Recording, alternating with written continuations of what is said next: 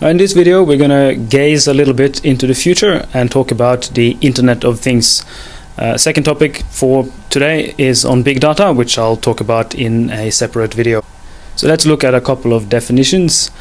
So the one at the top here is your more academic definition. That's why it's much longer and contain all the little details. Talking about a persuasive presence of a whole variety of different devices that interact together to reach common goals. Wired Mag talks about that the IoT encompasses everything connected on the internet, but it's increasingly being talked about to define any object that talks to each other. So not just people, but objects that talks to other objects and objects that talk to people and vice versa. Now, what are some of the driving forces behind the Internet of Things? Well, the sensors and the actuators, the technology in itself has become much cheaper to produce, and it's also become much easier to develop softwares and languages that actually can communicate with each other, which again has improved the ability to access and analyze the information gathered. So applications on your smartphone is also becoming smarter, so to speak, which again further drives more things to come on the internet. So how does all of this work? Well, you have your sensors, or that could be antennas or various other microcontrollers that collects the data. It goes through a hub, and then it's been analyzed either directly by users on their smartphones, or it's been analyzed by businesses with the help of customer relationship management, for example. So the Internet of Things really means smart everything.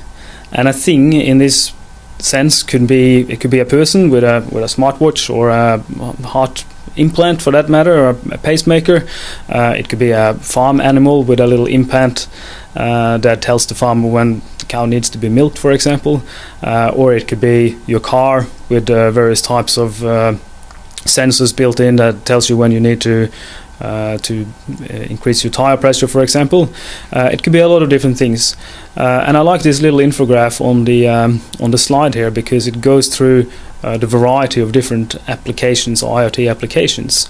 So the smart car, I think that's a rather obvious one, and then we have wearables. I'm going to talk more about that later on as well. That could be your smartwatches, or your fitness activity trackers, or various other types of wearable technology.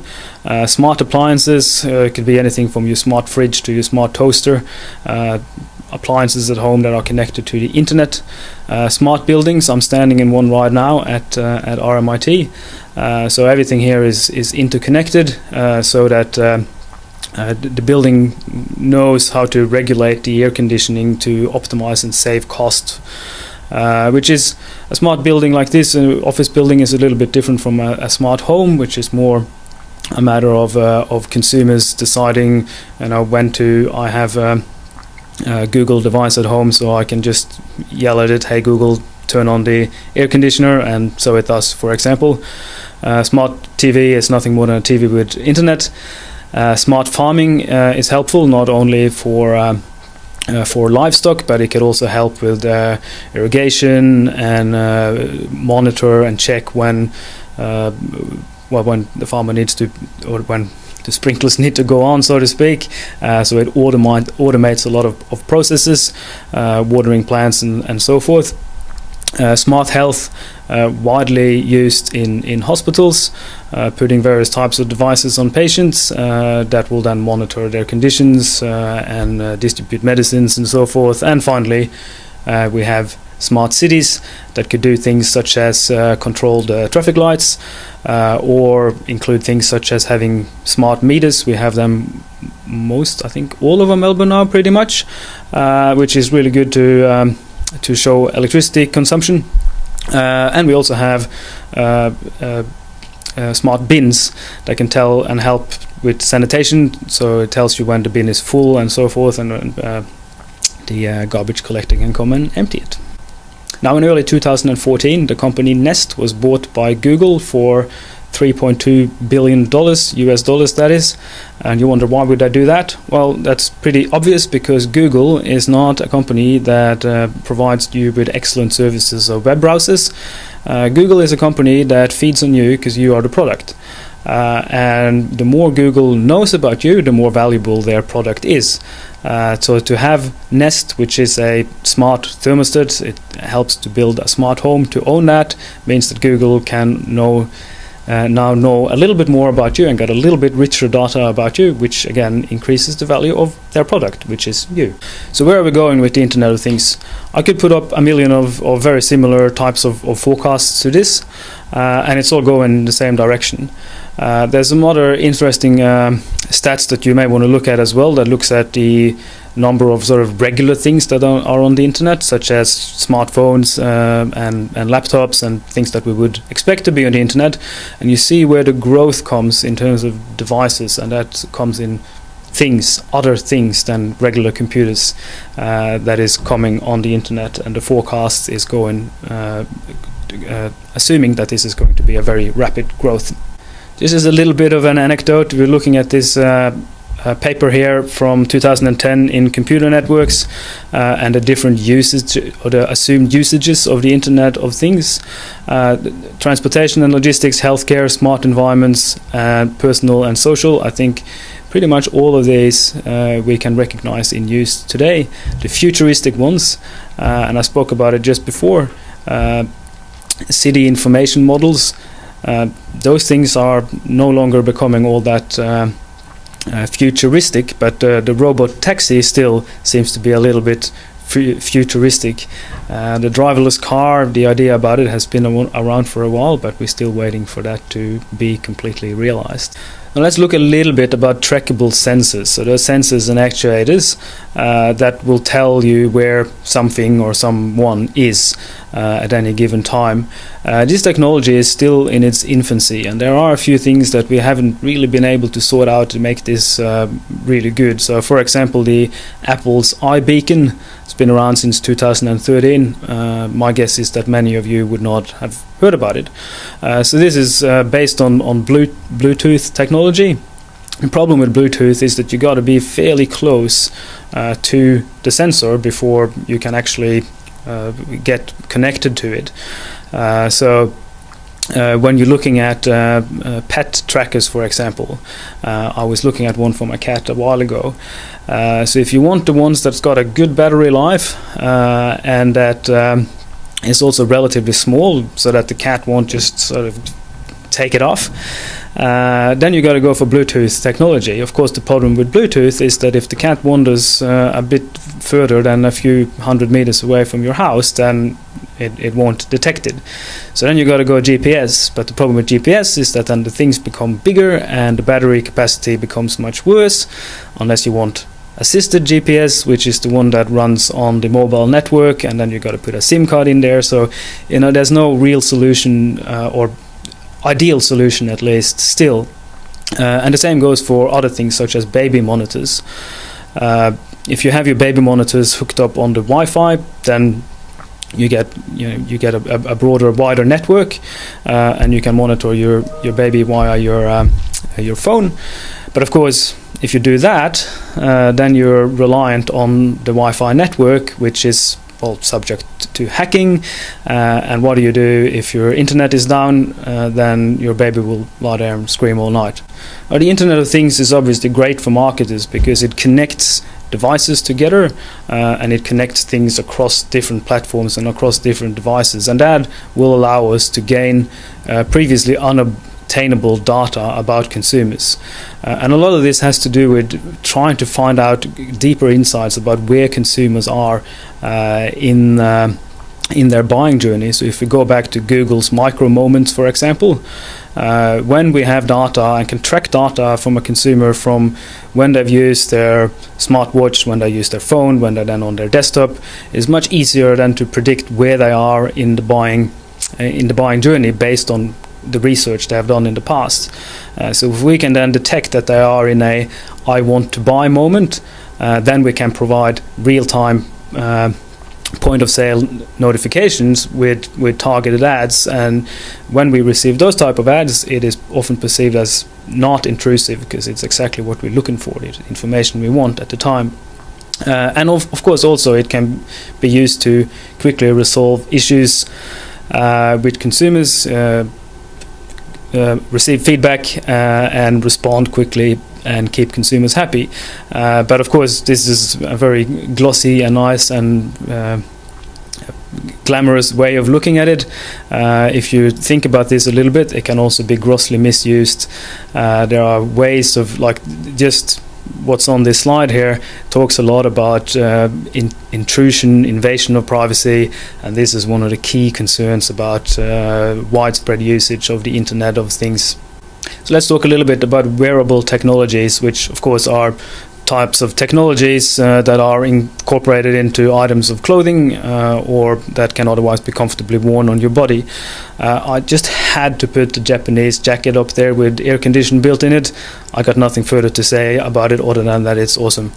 Now, the smartwatches and the healthcare devices and the activity trackers, I'm sure we are way familiar with. Healthcare devices are great in terms of e-health and to monitor patients that have various conditions. Activity trackers, well, this is kind of like, no, it's not really a smartwatch, it's more an activity tracker. But we know the functionality of these things. The smart glasses is interesting because Google tried with the Google Glass, but it seems that we as consumers were not quite ready for that product yet. Perhaps that's something we need to discuss a bit further in class. Why are we not ready for that? So what are some of the marketing implications for wearables? And I'm now mainly referring to the wrist-worn wearable because they seem to be the ones that have taken off the quickest. So of course we've got a smaller screen, so we're even smaller screen than on the mobile, and that means that we have to not just optimize our content for mobile, but also optimize it for wearable. Search engine optimization is becoming even more important in that case, because if we can only get 3 or 4 search results on the mobile, then we will only get 1 or 2 on a screen that's even smaller. Of course, the good things is that consumers, we're always connected, so you can give immediate attention response, and there's opportunities to do a lot more location-specific promotion. Of course, increased data collection, we can collect even more in-depth data from consumers, but it's not just about the implications of how marketers can manipulate consumers. Consumers also have more power and information through these devices. Price comparison, product reviews can be even quicker than before, found through their devices, and also we can much more than before. We can also use our devices to pay. People today, we're paying with our phone. We tap our phone, we tap our watch, we tap our ring sometimes, and all these things are giving more power to the consumer as well. So the question is, the Internet of Things, will it actually benefit us?